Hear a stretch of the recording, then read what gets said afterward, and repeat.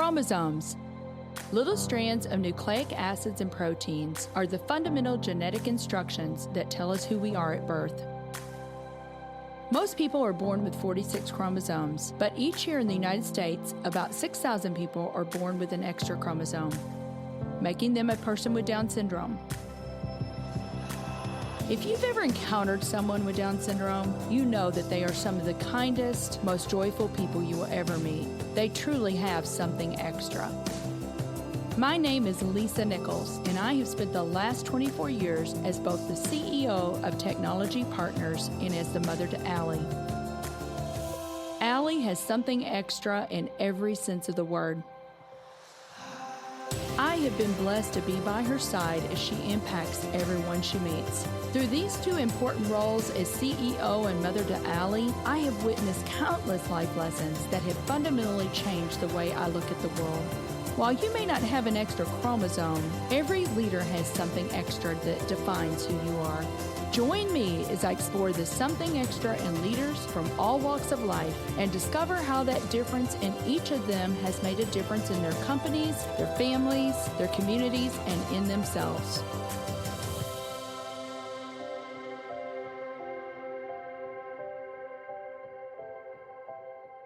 I'm thrilled to have Tricia Zimmer Ferguson on the show today. Tricia is the president of Kaldi's, Frothy Monkey, Honolulu Coffee, and Firepot Tea.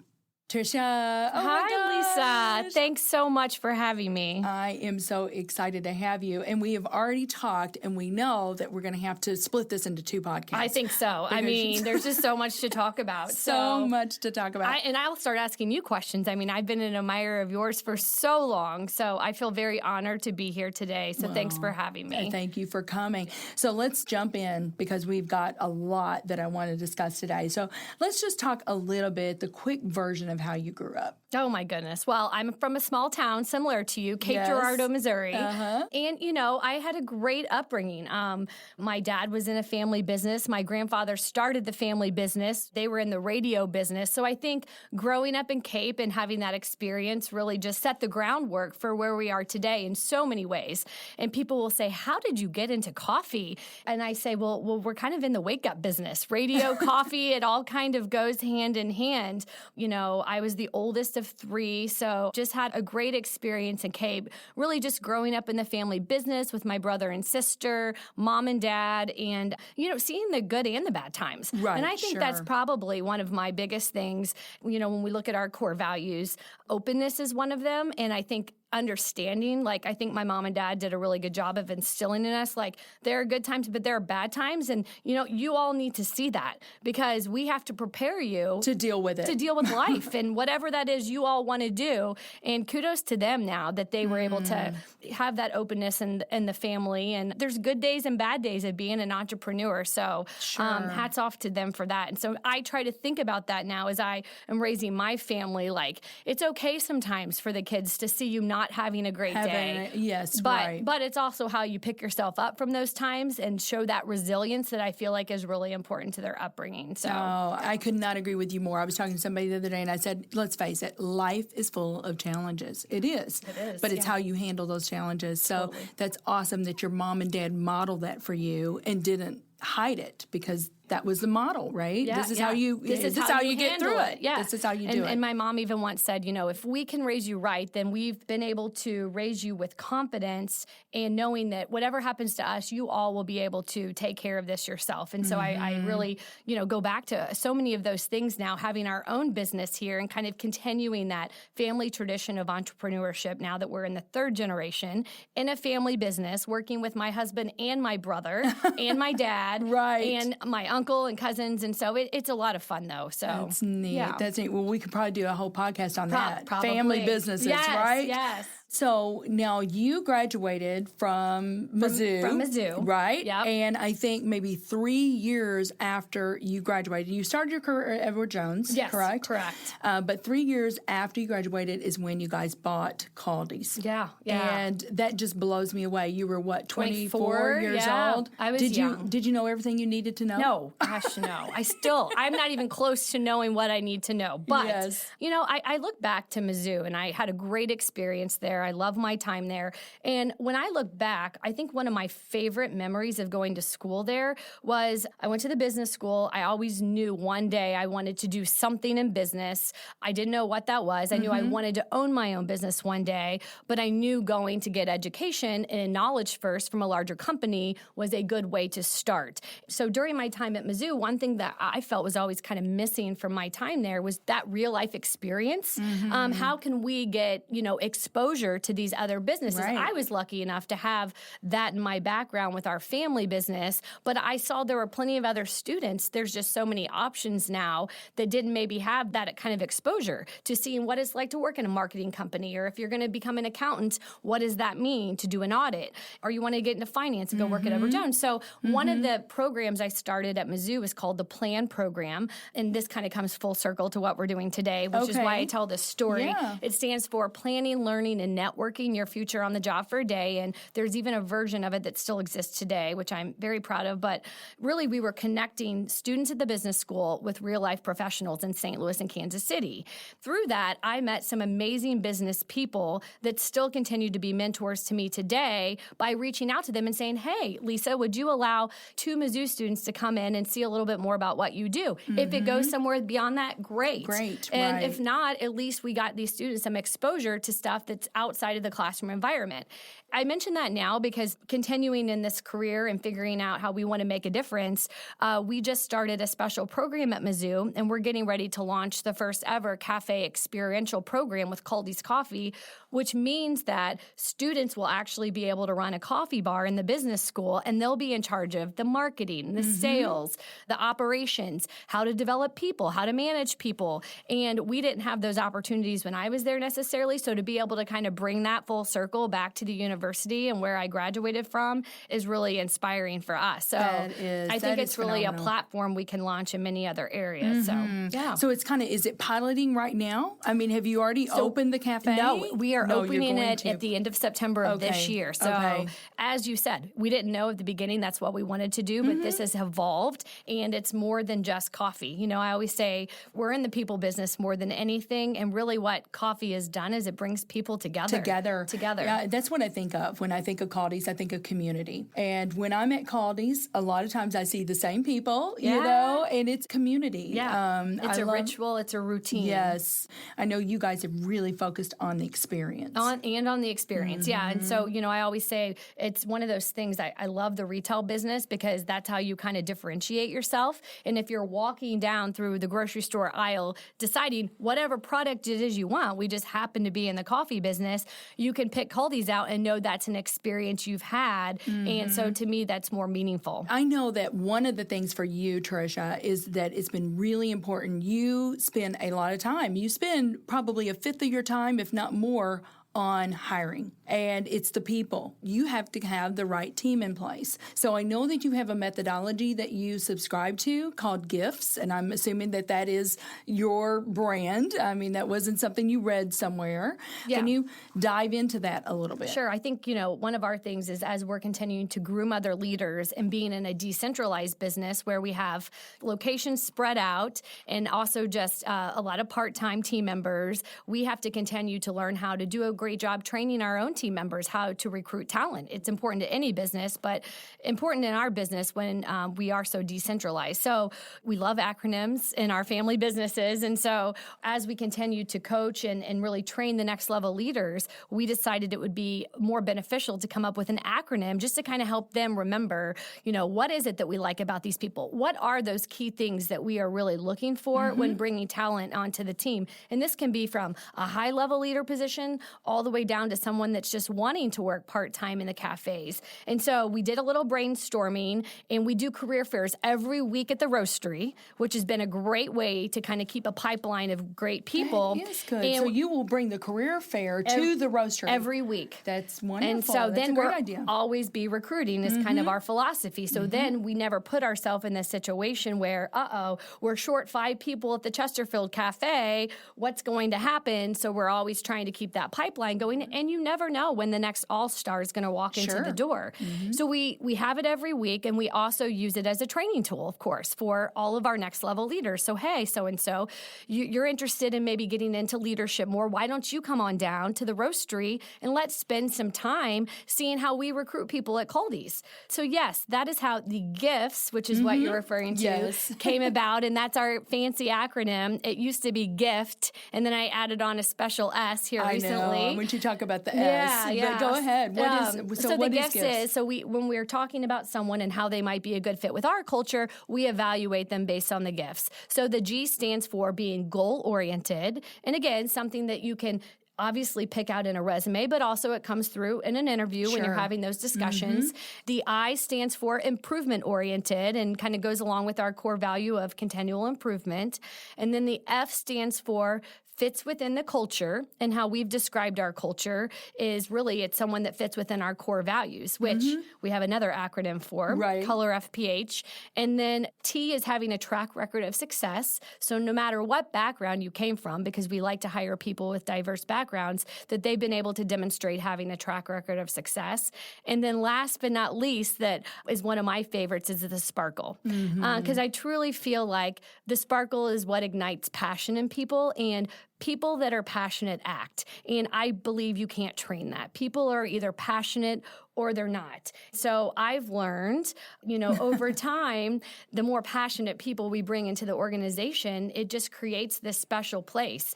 And so we've kind of said, you don't sometimes have another chance to wow a guest coming into one of our stores. You've got to be able to do that within the first couple of minutes of being there. So we've really got to make sure we're recruiting people that are passionate about life and what they're doing and have a passion for what we're doing. As you were saying that, I was thinking about that. And if they do have that sparkle, if they have that passion, it naturally flows out. And then the client, the customer sees feels that. It. Yes. They feel it. They feel Do it. they not? And it's like it makes them want more. For sure. You can feel when you walk into one of our stores, is this a team that really has that core, sense of being, and they're excited versus, we're having an off day. Where's the passion? Right. I think our guests can feel it. They've told me they can feel it. And so we added the sparkle as just another way to differentiate. And, it's one of those things you kind of got to go through the process, and we all have to spend time there really defining what does the sparkle mean at Kaldi's. And so we've had a lot of fun with that acronym. I bet and seeing people learn how important training and recruiting is to what we do is so important, because I can't make someone drink coffee and fall in love with it. They've got to be excited about what we're doing and be able to connect those dots, and we'll help them lay the groundwork for that. Well, I'm thinking here, a few years ago, I had the opportunity to come to the roastery, and I remember being blown away. I had no idea just how intricate grading of coffee is. And I want you to talk a little bit about that. I was like, this is like wine. I had no idea. It is. And it's called cupping, right? Can you talk a little bit about that, Tricia? Sure. I think it's, you point out an interesting thing, just where the industry has gone over the last 15 years, because when we first got into this business, I can remember people walking in and they're like, I'll take the light roast, I'll take the dark roast. That was how they knew coffee, right? You get the light or the dark roast, and you were happy. And now we have people come in and they're like, I'm so sorry that, Nicaraguan coffee is out of season, but I can't wait for it to come back again, Like, they are so much more sophisticated. And so we've been able to be on this amazing evolution with where specialty coffee has gone over the last 15 years. And it's been amazing to see the changes. And so it's a lot harder to take a business that's been around for 25 years like ours and kind of bring people along that. But it's also been so rewarding, because I've always said, let's be the accessible place where people feel comfortable coming in, ordering anything from a vanilla latte to a single origin Ethiopian coffee, and we'll be happy to serve them whatever they want. What we've seen is people come in and then they get more interested. And they're like, well, what's that? I didn't know you could have a single origin espresso or a single origin coffee, and I didn't realize those coffees were changing. And so cupping actually was more of an internal thing we used at Kaldi's for a way to bring in coffee. And so we would always be tasting coffees every day anyway. And we thought, hey, wouldn't that be cool to share this experience with others? Right. People go to wine tastings all the time. There's no reason why we can't do coffee tastings. And so Friday at 2 o'clock, we started bringing in groups to come in, take a tour of the roastery, to taste coffees, and to really start being able to get a sense for how is Kaldi's deciding which coffee to bring in? How are you using these really amazing flavor descriptors like it tastes a little grassy, it tastes a little earthy, it's a little fruity. And over time, people get really good at it and really interested in it. So we started having a lot of fun with it. It's fascinating. Yeah. If our listening audience, if no one has done that, I would highly encourage you to go, and I don't know how they would do that. Yeah, do they could call, look on the website, it's online. 2 o'clock on Fridays. 2 o'clock on Fridays, come down for a cupping. Yeah, it's been a lot of fun. Very good. Well, we're going to take a quick break, and then we'll be right back with Tricia. Let's face it, the future is mobile. There's a good chance that you are listening to this show right now on your phone. Have you explored how you can move your business mobile too? Our mobile apps team at Technology Partners makes it their mission to move our clients into the hands of their employees and customers and change their business processes to meet the demands of their users. Let's work together and build a dynamic mobile app for your team. Go to tpi.co/mobile apps and get the conversation started about how we can help you get your new application off the ground. So, Tricia, one of the things I want to talk about, I was so impacted by the fact that you guys, when you get a coffee bean from Costa Rica or you get a coffee bean from Rwanda or wherever the case may be, your people are helping the farmers figure out how to get the value of their bean up. Yes. You know, the quality up so the value goes up, and then give back to the farmers. They get more money for, Yeah, and it's really how our industry is going to be sustainable going forward, Lisa. You bring up a great point, and something we're extremely passionate about, and I have to give so much credit to my brother for investing most of his whole career building these relationships with farmers all over the world. And so, it stretches from all over where coffee is grown. So we do a lot of work with farmers in Africa, but also in Central and South America. We're really proud of that. I think the interesting thing for everyone to know is that a lot of these places we've worked with now for 10 plus years, and some of these places, and I'm going to brag a little bit on Tyler for a minute. Please do. He's helped put on the map. There's been a special farm in Eastern Africa where they started growing coffee. They don't have access to roasting it, to tasting it, to really understanding what people here are wanting. Right. And so when we found this coffee, we were like, wow, this is amazing coffee. It scored extremely high. And guess what? The next year you couldn't even get it because so many people started knowing about it. Tyler went back to this particular farm and they planted a tree in his honor. And so, when you start hearing stories like that, it gives us goosebumps and it reminds us why we do what we do every day, because it's really improving lives through sustainable business. And that's what's sustainable in our industry. But you even take that a step further, and there's now people like a WashU graduate that wanted to go out and make a difference in Nicaragua and help train more people on the ground about farming and quality. And hey, if we just put a little bit more effort, we can get a little bit more money and start really reaching out to roasters like Kaldi's and places that we know will help us year after year, even when the commodity prices are low, which is kind of the situation we're in right now. It's a really tough time for farmers and coffee because commodity prices, that's how coffee is priced, are relatively low. So farmers that aren't getting that premium or that differential on that commodity pricing are questioning whether or not they should even be in the coffee business. So it's up to companies like ours right now more than ever to be supporting those farmers. And so people are like, well, do you have a contract? I go, no. This is how great of these relationships are. It's a handshake approach. So we protect them when times are tough. But guess what? In 2011, when coffee prices skyrocketed, we can't give our customers a huge price increase. They help protect us. So it's really a beautiful relationship in terms of how that works. And it's something we're really proud of because we want those relationships. And now we've had them for 10 plus years. They're relying on us and they have been able to make huge impacts in their community as a result of those relationships. And so I give so much credit to my brother and everyone in our coffee quality and roasting team down at Kaldi's for really understanding what that future looks like and continuing to utilize those relationships every day. And how cool is it to have a WashU graduate here that owns a coffee farm in Nicaragua where we can buy coffee every year and tell that story back to the students. Yes. So to me, it goes to all those stories that are so unique in every place where we source coffee. And I'm going on one of my first trips to Africa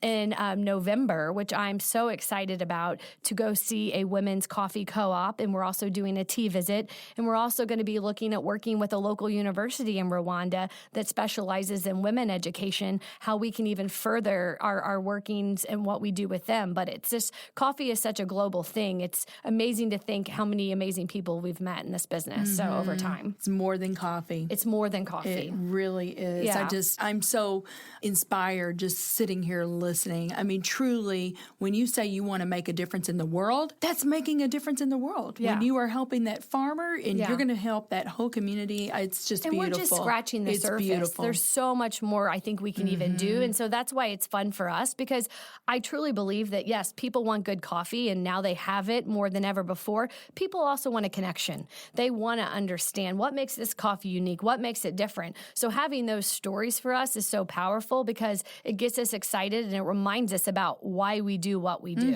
And I think it goes back to even today when we're, recruiting team members or getting people involved and they find out what we're doing and they get passionate about it. I want to be a part of this. I want to be a part of this. We're making a difference. I want to get on that train and figure out how we can impact global education, our important topics that are coming up in the world today. So very good. Does that tie into the WOW? Because you were telling me about the WOW stories. Talk a little bit about that, Tricia. Yeah. Well, as we continue to look for ways to really just make those connections with all of our stakeholders in the coffee business, one thing that came to our attention really recently is we started hearing all these stories from team members across all the cafes about, oh, Tricia, do you remember so-and-so? Well, this happened, and so we did this, or we saw so-and-so, and we gave them this. And I go, oh, my word, this is amazing. These stories are so amazing. Why aren't we capturing these and sharing them? Because I'm just getting goosebumps listening to these. I was inspired by something that I went to a conference on at the Ritz-Carlton. And one thing I learned what they do is they share these WOW stories. And they do an amazing job of really digging in and understanding the whys, by why are people here? What makes them come back here? And capturing those and documenting those. So if you are staying at one of their hotel properties in St. Louis, how can they make that connection when you go to Phoenix next week on a work trip? And so we were inspired to try doing what we call to capture that and do what we call the GOAT lineups at our stores now. So we're just launching the program, and so every day the team gets together and they communicate about what's going on. It also gives us a great platform for just basic communication. We also cover our core values, so it's not something they just see on the wall every day and talk about what it means to us as a team, but we also take it a step further and share a WOW story. And so they can be as little as making somebody's day to, hey, so-and-so was in the hospital and we took them their favorite latte, and that really happens. And so it's been just so inspiring because I do think people come to work at Kaldi's because they love great coffee, but it's also because they love serving people. And so figuring out how to bridge that gap and now collecting some of those WOW stories has been really inspiring. Very good. I absolutely love that. So let's talk. I want to give you an opportunity because St. Louisans know Kaldi's, but you guys own a lot of different brands and are involved in a lot of different things. So can you talk a little bit about some of those brands? Sure. Well, again, getting back to coffee and connections with people, we met a gentleman and he ended up hooking us up with an owner that had a coffee company in Hawaii back in 2008 that was ready to get out of the business. So we said, hey, why not? And without even going to Hawaii, which I think was very bold, by the way. Bought a coffee company. I mean, I could picture what it looked like, of course, and knew, again, if we could make those connections with people there, probably more so than anywhere in the world, people go to Hawaii and there's an affinity for Kona coffee.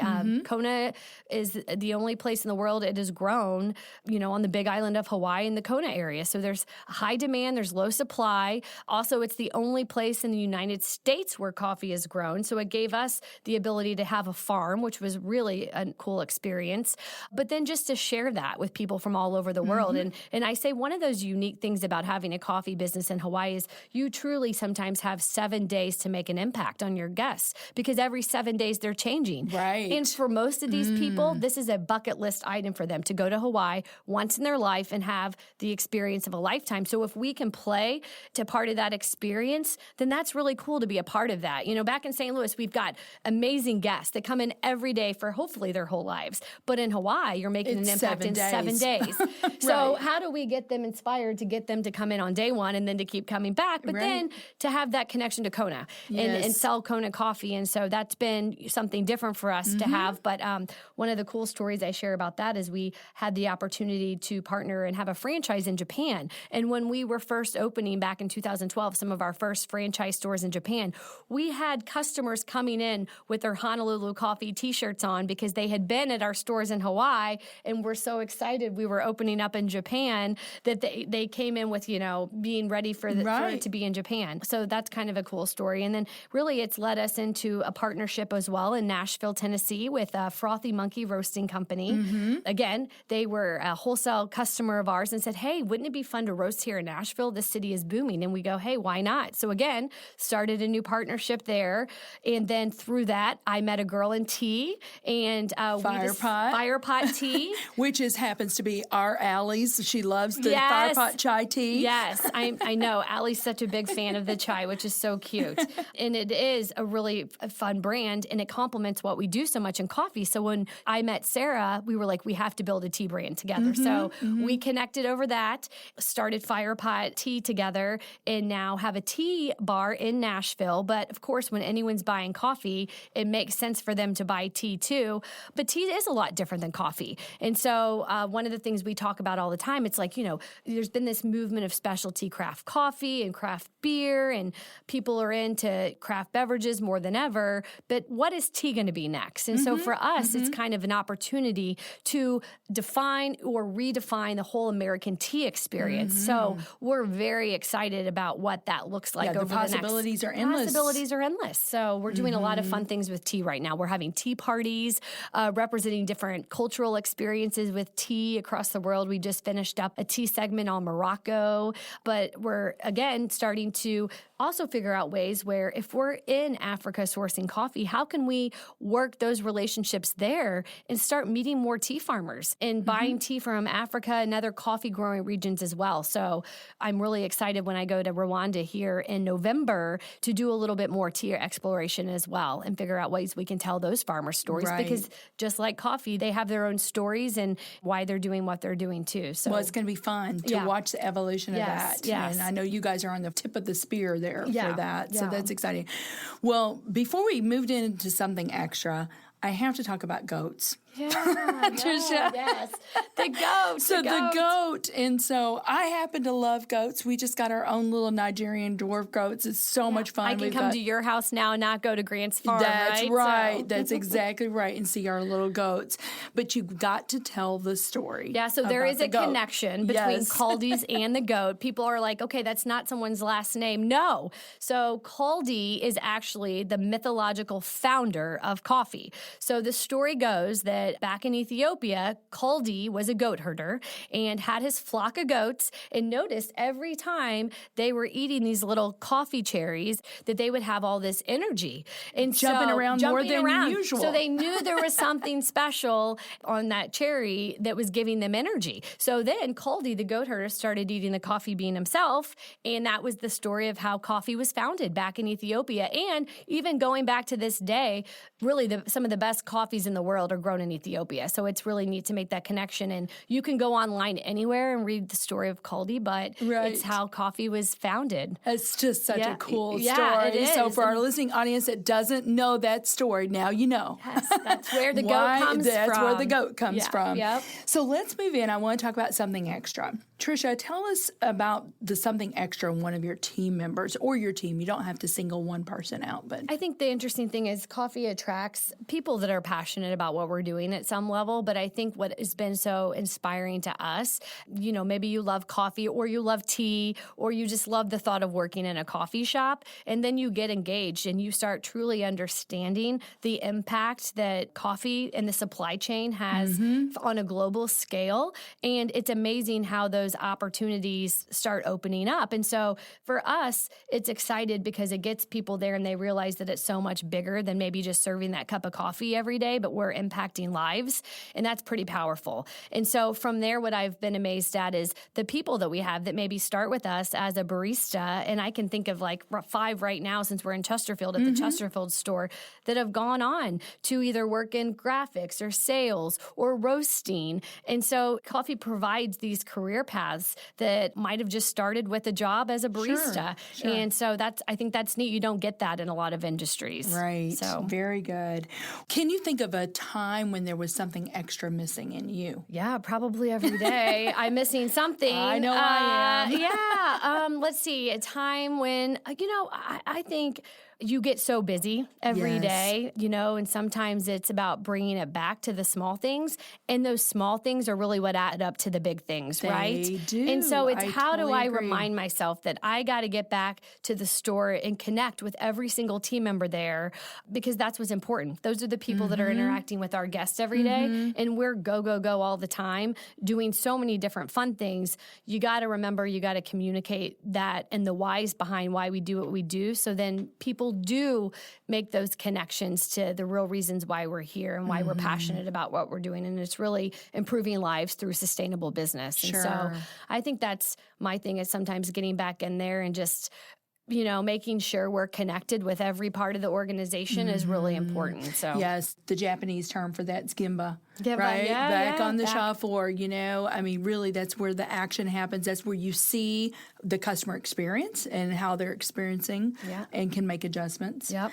But what is the something extra that you think every leader needs? The sparkle. It's the passion, because at the end of the day, we say, we have a lot of managers or leaders say, hey, and really I learned this from my dad, so I have to give him the credit, but I see it every day now, is that, we can't get up every day and motivate people. I mean, we have to be and surround ourselves with people that are self-motivated and have that sparkle and that passion, and that's something, that fire in them. We can create those opportunities and help try to get them to reach their fullest potential, but you got to have that sparkle and passion every day to wake up and know you want to make a difference. And I think that's important, to surround ourselves with that. While you can't always motivate someone else, it does rub off on people. It does, yeah. It really does. It can trickle down. Yeah. So I could not agree with you more. And if you're not excited about what you're doing, why should your employees be excited? Absolutely. Right? Yeah. And so, I got to remind myself sometimes, maybe you have a bad morning or the kids are a little ornery, and it's like, wait a minute, it could always be a lot worse. Yes. So mindset is everything. Mind over matter. And you know what? We're going to go out there and rock this day today. Yeah, I love it. Well, I want to give you the opportunity to talk about something that's coming up. You guys and Technology Partners, we're both celebrating our silver anniversary? Yeah, the silver anniversary. 25th year of being in business. And you guys are doing something really special. And I love this. I love just your heart, Tricia, the heart of the company. Talk about what you're doing for your 25th year and how our listening audience can get involved and help. We are very excited about our 25th anniversary, and going back to what was important to us is giving back to a community that's given us so much. And so how do we focus on St. Louis? So that's kind of where the idea started, and then going back to kind of our pillars of health, wellness, and education. And I'm on the board of trustees at Missouri Baptist. And so we thought it would be a really neat idea to set a goal to sell 25,000 bags of coffee. And for every bag sold, we would donate $1 back to the Missouri Baptist Stroke Program. People ask, why stroke? There's a lot of different things to think about when you think of hospitals and how they serve the local communities, but stroke's an important one. And I think the statistics are staggering that 1 in 4 people will have a stroke in their lifetime. So it's about being proactive and knowing what those symptoms are and how to know if you're having a stroke. Right. It's not necessarily necessarily reacting to someone, but knowing what those symptoms are so that you can recognize it. So you can recognize it. And timing is everything. It is. And so we felt like it was very important. It's one of their focuses this year that we wanted to be a part of that. So that's kind of where Stroke came into play. And so we've been partnering with them on really spreading the word on how to be more proactive, but then also about where they can go and purchase the coffee to help hit those fundraising goals for this year and for us to have just a small part in that. People drink coffee any morning every way. So if they would just buy this bag of coffee and even think about the 25th anniversary blend, right, is what it's called. That's what it's called. And we will be highlighting it between now and the end of the year at Schnucks, at Deerberg's, at all the Kaldi stores locally, at the Missouri Baptist Gift Store. You can also order it online. But I also just want to encourage people, if they have gifts they give around the holidays, or they sit on corporate boards, or are looking for something different, to purchase this coffee as kind of a little way to give something back. Right. So we can all be a part of it. We can all be a part of it. We can all be a part of it. Yeah. So, well, I just love that. Yeah, I thank love you. that you're doing that. Well, Tricia, this has been such a joy. Yes, I've had so much fun. It's been fun. And I feel like we've just scratched the surface on so many amazing things to talk about. So thanks again for having me. And thank you for being here. Yeah.